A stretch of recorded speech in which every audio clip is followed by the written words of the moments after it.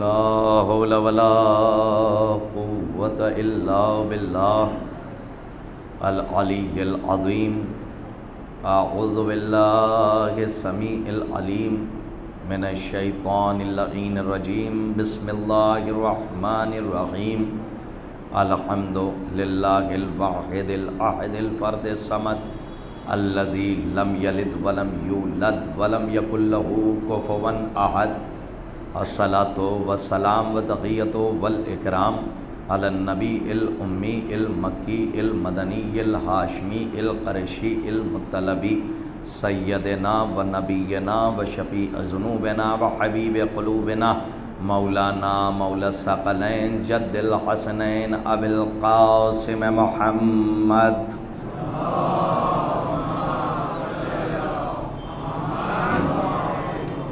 وعلى أهل بيته الطيبين الطاهرين المعصومين المظلومين المنتجبين المنتخبين ولعنة الله على أعدائهم ومنكر فضائلهم ومنكر مصائبهم ومنكر جلالتهم ومنكر شجاعتهم ومنكر سخاوتهم ومنكر زيارتهم ومنكر سيادتهم ومنكر ولايتهم وغاصب حقوقهم ومنكر عطشهم أجمعين من یومنا ھذا الی قیام یوم الدین. اما بعد فقد قال اللہ الحکیم فی کتابہ الکریم. بسم اللہ الرحمن الرحیم. قل لا اسألکم علیہ اجرا الا المودۃ فی القربى. صدق اللہ العلی العظیم. صلوات پر محمد و آل محمد.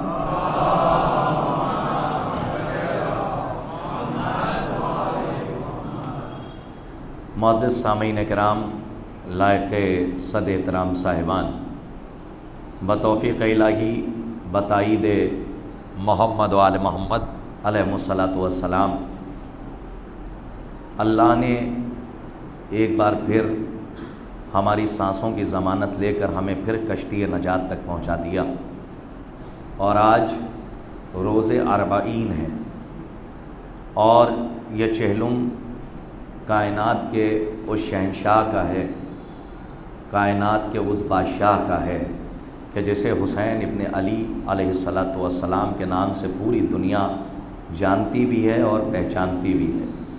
اور الحمدللہ قرآن مجید کی جس آیے مبارکہ نورانیہ کی تلاوت کا شرف اس طالب علم خاکسار کو حاصل ہے، اور جو میں نے آپ کی معتبر اذہان کے حوالے آیت کی تلاوت کی ہے، بڑی مشہور و معروف اور شورۂ آفاق آیت ہے. ارشاد رب العزت ہو رہا ہے، بسم اللہ الرحمن الرحیم. قل لا اسألکم علیہ اجرا الا المودۃ فی القربى. اے میرے حبیب ان سے کہہ دیجئے، اے میرے محمد ان سے کہہ دیجئے، خطاب سرکار ختمی مرتبت سے ہے. اے میرے رسول ان سے کہہ دیجئے، اے میرے محمد ان سے کہہ دیجئے کہ میں اجر رسالت کے سلسلے سے کوئی سوال نہیں کرنا چاہتا سوائے اس کے کہ یہ میرے قرابت داروں سے مودت اختیار کریں. دیکھیے روزمرہ اگر تقاریر ہوں تو خطبہ اور ذاکرین اور علماء سے آپ کی سنی ہوئی آیت ہے اور ترجمہ بھی آپ کے ذہن میں ہے، لیکن ذرا سا دقت کر لیجئے تو اس آیت کے اندر معرفت آل محمد کا جوش مارتا ہوا سمندر ہے، اور ایک ایک زیر و زبر کے اندر آل محمد علیہ الصلاۃ والسلام کا فضائل کا بے بہا سمندر ہے اور ٹھاٹھے مارتا ہوا سمندر ہے. آیت ایک ہے لیکن مضامین لا تعداد ہیں، بے انتہا ہیں، اور آپ اگر غور فرمائیں تو ایک ایک لفظ کے اندر فضائل ہیں. بسم اللہ الرحمن الرحیم. قل، یہاں پہ حکم دیا جا رہا ہے، قل لا اسألکم علیہ اجرا، ان سے کہہ دیجئے کہ میں اجر رسالت کے سلسلے سے کوئی سوال نہیں کرنا چاہتا. لیکن آپ نے غور نہیں فرمایا، تحفہ دینا یہ مستحب ہے، صدقہ نکالنا یہ مستحب ہے. ہاں، کسی کو اگر آپ تحفہ دے رہے ہیں تو یہ مستحب ہے. اگر آپ کسی کو تحفہ دے رہے ہیں یا گفٹ دے رہے ہیں تو اگر اس کا دل خوش ہو رہا ہے تو اس کا مطلب یہ ہے کہ اگر مومن کا دل خوش ہے تو پھر اللہ بھی آپ سے خوش ہے. تو اگر آپ کسی کو تحفہ دے رہے ہیں تو تحفہ دینا مستحب ہے، خیرات مستحب ہے، صدقہ مستحب ہے. لیکن آپ نے کبھی غور نہیں فرمایا، اس آیت میں ایک لفظ اللہ نے رکھی ہے کہ میں اجرت کچھ نہیں چاہتا. اس کا مطلب یہ سب مستحب ہے لیکن اجرت کبھی مستحب نہیں ہوا کرتی. توجہ فرمائیے، اجرت کبھی مستحب نہیں ہوتی ہے بلکہ اجرت واجب ہوتی ہے۔ اگر کوئی کام کسی سے لیا جائے اور اس کی اجرت طے کر لی جائے تو پھر اجرت آپ کو دینی واجب ہے، مستحب نہیں ہے۔ اگر آپ یہاں تک کہ روایتوں میں ہے اور ائمہ معصومین علیہ الصلوۃ والسلام کی سیرت میں یہاں تک ہے کہ اگر آپ کوئی چیز خریدنے جائیں تو اس کے معاملات پہلے طے کر لیں، کیونکہ اس کی اجرت واجب ہے، مستحب نہیں ہے۔ اور اللہ کیا کہہ رہا ہے کہ ان سے کہہ دیجئے کہ میں اجر رسالت کے سلسلے سے کوئی سوال نہیں کرنا چاہتا سوائے اس کے کہ یہ میرے قرابت داروں سے مودت اختیار کریں۔ اب یہاں پہ مجھے کہنے کا حق ہے، چاہے جیسے سن لیجئے گا، کہ جو مودت اہل بیت کے لیے دنیا کے سامنے سائل بن جائے اسے محمد عربی کہتے ہیں۔ صلوات پڑھیے محمد و آل محمد پر بآواز بلند۔ سائل کہتے ہیں سوال کرنے والے کو۔ اور اسی آیت کے ذیل میں اگر آپ اس کی تہ میں اترتے چلے جائیے تو اس میں ایک بہت بڑا فلسفہ ہے، اور اس میں اگر عربی گرامر کے حساب سے آپ دیکھیے تو 3 لفظیں بڑی خوبصورت ہیں، عربی گرامر کے حساب سے بہت خوبصورت ہیں۔ اس کے اندر ارشاد ہو رہا ہے قُلْ لَا أَسْأَلُكُمْ عَلَيْهِ أَجْرًا إِلَّا الْمَوَدَّةَ۔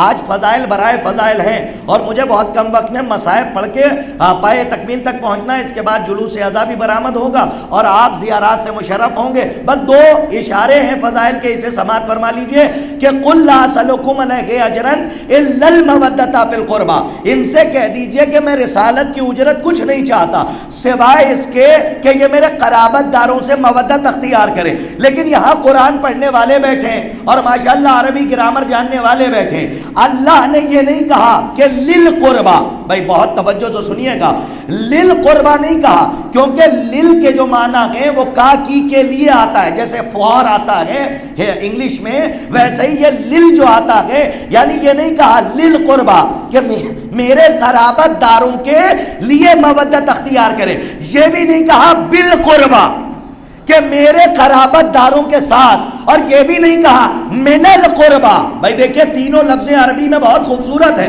نہ للقربا کہا، نہ بالقربا کہا، نہ للقربا کہا، بلکہ کیا کہا فی القربا، اور فی کے معنی ہوتے ہیں میں، جیسے انگلش میں آتا ہے ان، آئی این، ان یعنی میں۔ اب میں کو کیسے سمجھاؤں؟ اس لفظ فی کو سمجھ گئے تو اس آیت کے مطالب بالکل اظہر من الشمس ہو جائیں گے۔ ہمارے ہاں عربی میں ایک مثال دی جاتی ہے، بہت توجہ سے سنیے گا، عربی میں مچھلی کو کہتے ہیں، فش کو کہتے ہیں سمک، اور پانی کو کہتے ہیں ماء، السمک فی الماء، مچھلی پانی میں۔ میری بات پہنچی؟ مچھلی پانی میں، ابھی آپ نہیں پہنچے، جب تک مچھلی پانی میں رہتی ہے زندہ رہتی ہے۔ بھائی تھوڑا سا جاگ کے سنیے، جب تک مچھلی پانی میں رہتی ہے تب تک زندہ رہتی ہے، اور جب پانی سے جدا کر دیا جائے تڑپتی رہتی ہے یا تڑپ تڑپ کے مر جاتی ہے۔ اس آیت میں اللہ بتانا چاہ رہا ہے کہ میرے قرابت داروں سے ایسے مودت اختیار کرو، ایسے مودت اختیار کرو کہ جب فضائل آل محمد کے سمندر میں رہو تو مچھلی کی طرح زندہ رہو، اور جب تمہیں آل محمد سے جدا کیا جائے یا تو تڑپتے رہو یا تڑپ تڑپ کے مر جاؤ۔ بھائی کاش کے بات واضح ہو جائے۔ دیکھیں دوپہر کا وقت ہے اور ویدر اور کلائمیٹ کا بڑا اثر پڑتا ہے۔ ایک صلوات پڑھیے محمد و آل محمد پر بآواز۔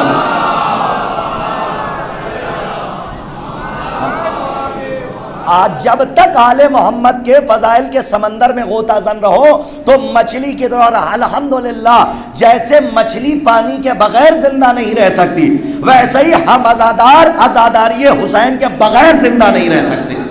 اس لیے کہ اگر ہمیں عزاداری سے جدا کیا جائے، آل محمد سے جدا کیا جائے، یا تو ہم تڑپتے رہیں گے یا تڑپ تڑپ کے اپنی جان دے دیں گے۔ اس آیت کے ذیل میں ماشاءاللہ کتابیں اہل سنت برادران کی بھری ہوئی ہیں آیہ مودت کے حوالے سے۔ آپ یہ نابع المودت اٹھا لیجئے یا ارجع المطالب اٹھا لیجئے، یعنی شیخ سلیمان قندوزی حنفی کی لکھی ہوئی کتاب ہے یہ نابع المودت، جا کے اٹھا کے پڑھیے، اس میں بھی باقاعدہ، اور یہاں تک کہ سوائق محرقہ کیا ہے، سوائق کس کی لکھی ہوئی ہے؟ ابن حجر مکی کی لکھی ہوئی کتاب ہے سوائق محرقہ۔ آج ایک ایڈریس بتا رہا ہوں، جن کو شوق اور ذوق ہے کتابیں پڑھنے کا، وہ جا کے کتابیں تلاش کریں. اور میں ایک کتاب کا نام بتا رہا ہوں جو معروف اور مشہور نہیں ہے، لیکن شہید ثالث رحمت اللہ علیہ، نور اللہ شوستری رحمت اللہ علیہ، انہوں نے صرف ایک کتاب نہیں لکھی ہے جو مشہور ہے، احقاق الحق.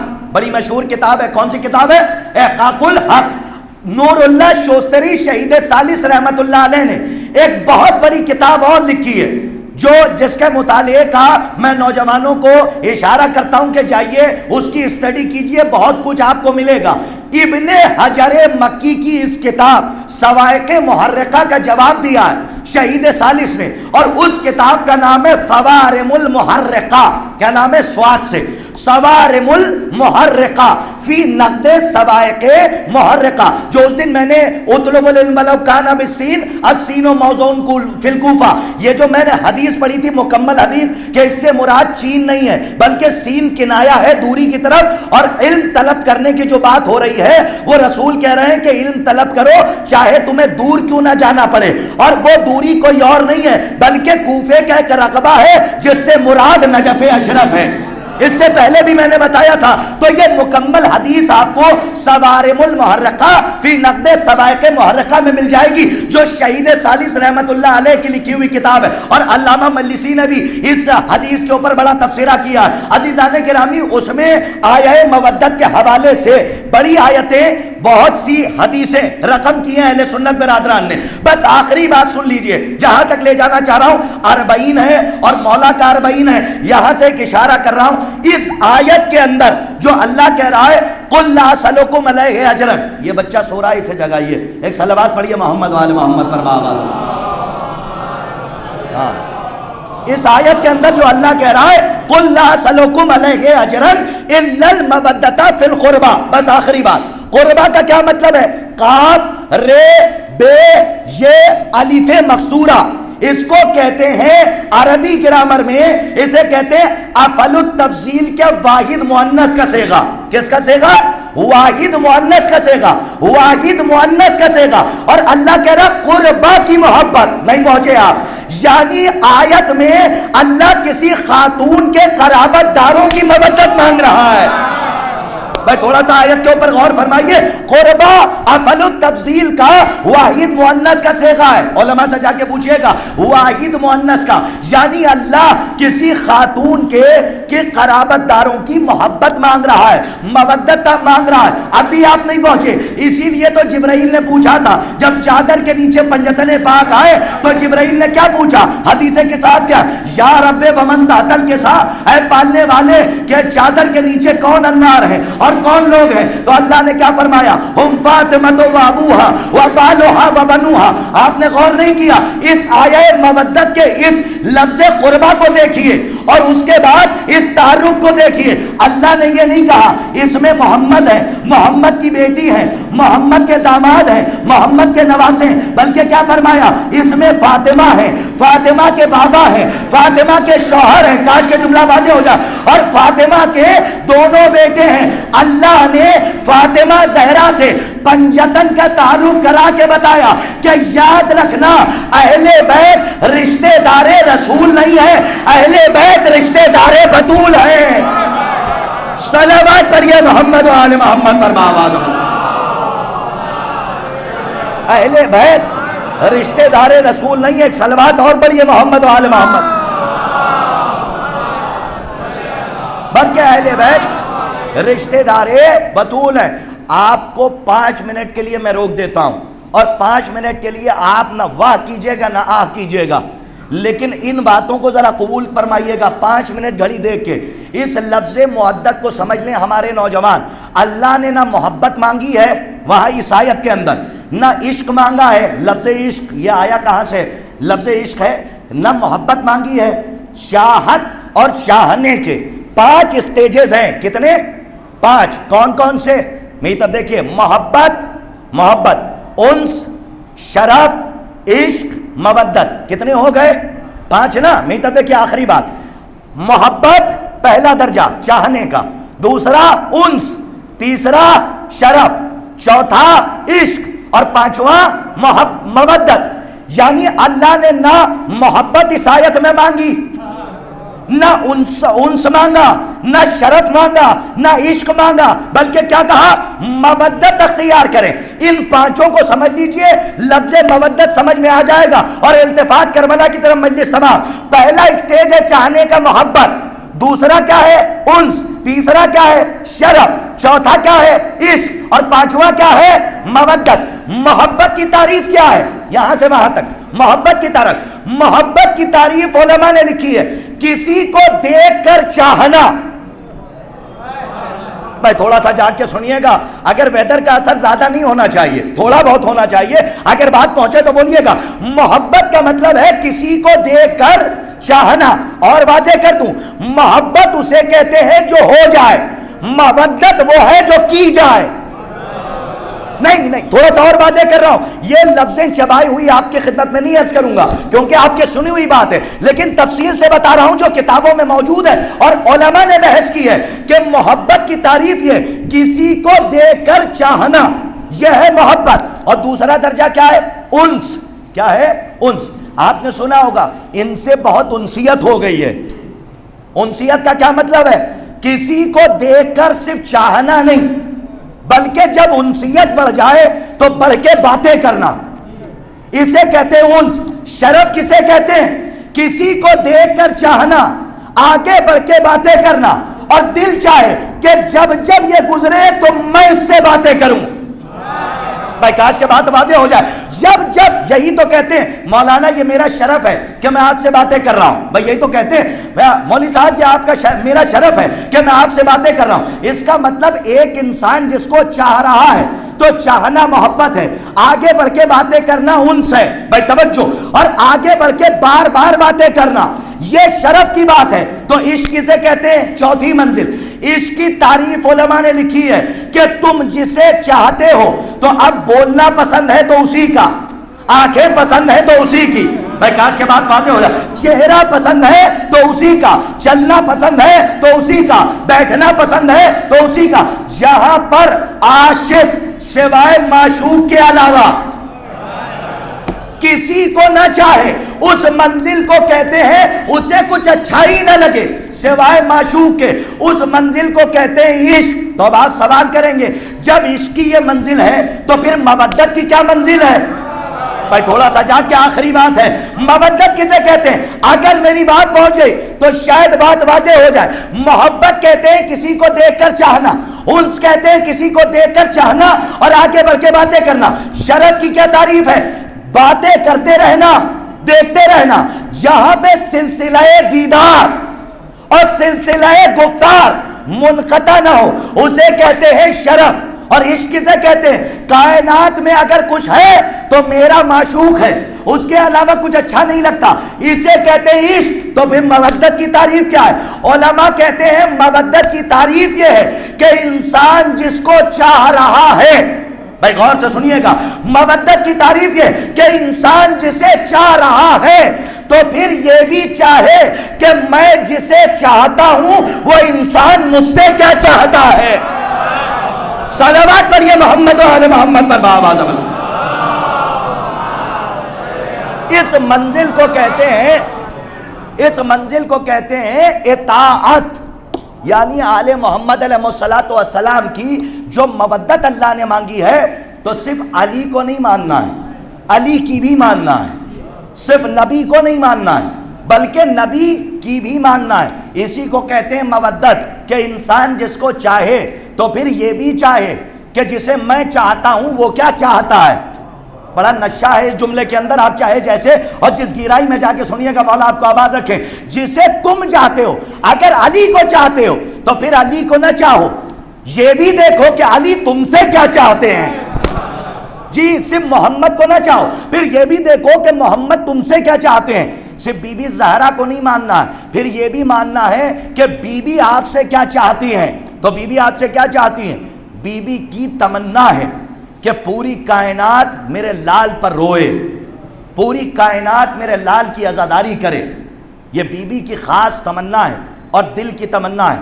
یہ جو آپ مجلس حسین میں آ کے بیٹھے ہوئے ہیں اور روز اربعین 7 سے 8 کروڑ لوگ کربلا معلّہ کی سرزمین پہ جا رہے ہیں، لوگ یہ پوچھتے ہیں زمین اتنی سی ہے 7 کروڑ کیسے آ جاتے ہیں؟ لیکن لوگوں کو پتہ نہیں تمام زمینوں کی ماں ہے کربلا. ہاں جب یہ جاتے ہیں تو اپنے دامن کو وہ پسار لیتی ہے. 7 کروڑ نہیں اگر 14 کروڑ بھی آ جائیں تو ہمارا عقیدہ ہے کائنات چھوٹی پڑ جائے گی, زمین کربلا کی وسعت میں کمی نہیں آئے گی. جی یہ ہمارا اور آپ کا عقیدہ ہے, کیونکہ وہاں پہ وہ سو رہا ہے کہ جو ابو تراب کا بیٹا ہے, جو زمین سے باتیں کرنے والا ہے. عزیزان گرامی, آج پوری کائنات امام حسین علیہ السلام کا 40 منانے کے لیے کوئی شبیہ کربلا میں پہنچا ہے, کوئی اصل کربلا میں پہنچا ہوا ہے, اور صرف اس لیے کہ غریب زہرا کو بی بی زہرا کو غریب زہرا کا پرسہ دے دیں. اور ایک جنت البقیع کی ٹوٹی ہوئی قبر سے بی ہے کہ جو جنت البقیع کی ٹوٹی ہوئی قبر سے اپنا شکستہ پہلو لیے ہوئے ایک مجلس سے دوسری مجلس, دوسری مجلس سے تیسری مجلس, ہر مجلس میں شہزادی جا رہی ہیں. کیوں؟ اس لیے کہ جب ان کے لال کے رونے والے گریا کریں تو شہزادی کا رومال کھل جائے. ایک عالم دین سے کسی طالب علم نے سوال کر لیا تھا کہ جب مجلس ہوتی ہے کیا پنجتن آتے ہیں؟ تو عالم دین نے فرمایا ہاں آتے ہیں. کہا بیٹھتے کہاں ہیں؟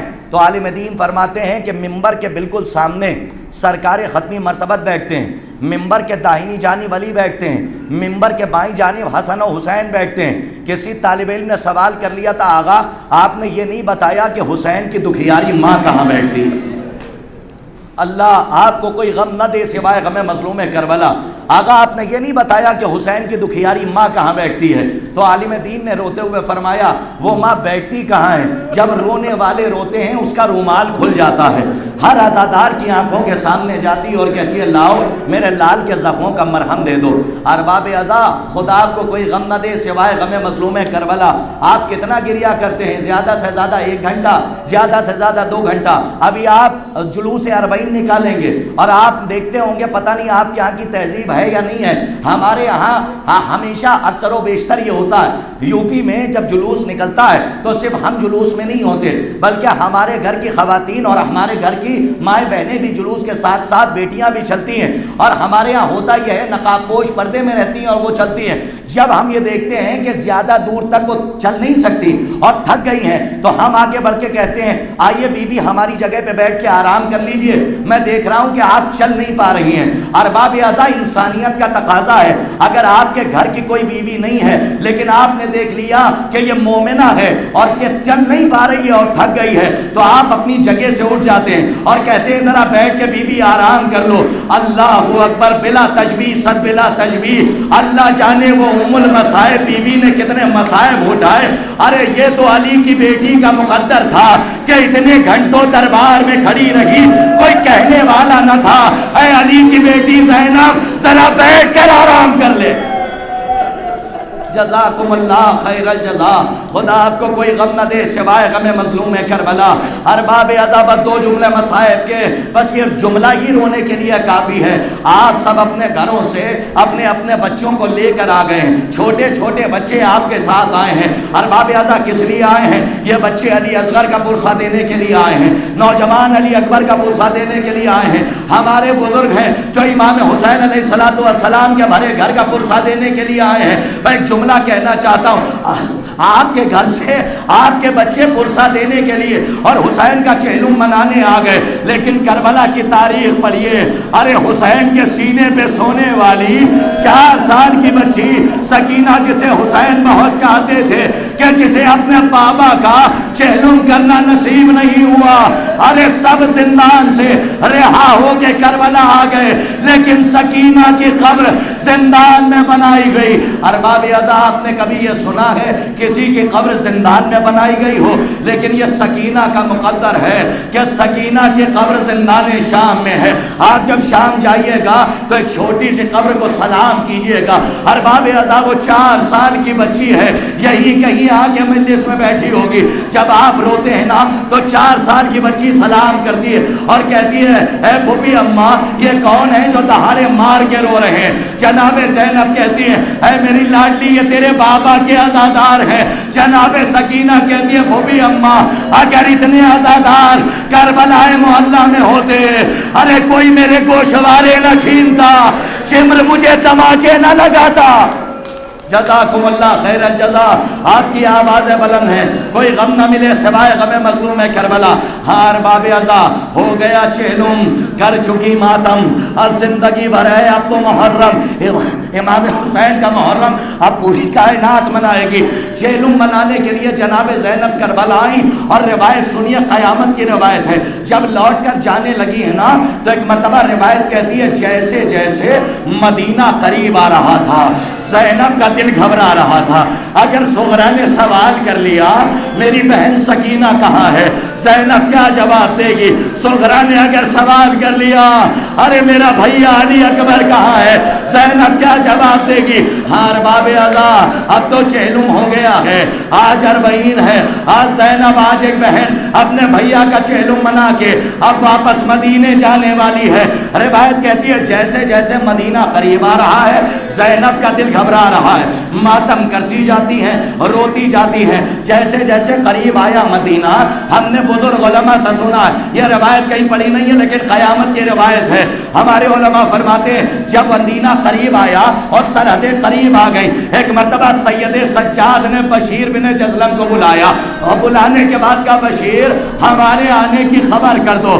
ارباب عزا بشیر گئے، اور جانے کے بعد بشیر کا بیان ہے کہ میں نے بلند آواز سے کہا اے مدینے والوں، ہم مدینہ رہنے کے قابل نہ رہا، ارے حسین مارا گیا، فاطمہ کا گھر تاراج ہو گیا۔ بشیر کہتے ہیں میں نے ہر جگہ یہ پیغام پہنچایا لیکن پلٹ کے کسی نے سوال نہ کیا۔ جب میں محلہ بنی ہاشم میں گیا اور میں نے بلند آواز سے کہا اے مدینے والوں، ہم مدینہ رہنے کے قابل نہ رہا، حسین قتل کر دیے گئے، فاطمہ کا لال مارا گیا، زہرا کا گھر تاراج ہو گیا۔ ایک مرتبہ میں نے دیکھا سامنے سے ایک بی بی نقاب پوش دوڑی دوڑی آئی، اور آنے کے بعد ایک بچی آ کے کہتی ہے، بشیر کہتا ہے جس کی آنکھوں میں انتظار کے چراغ جل رہے تھے، وہ بچی آئی اور آنے کے بعد کہتی بشیر چچا منی حسین، کون حسین مارے گئے؟ کہ فاطمہ کا لال مارا گیا، حسین مارا گیا۔ ارباب اعظم بشیر کہتے ہیں اب آپ سمجھ ہی گئے ہوں گے یہ کوئی اور بی بی نہیں ہے،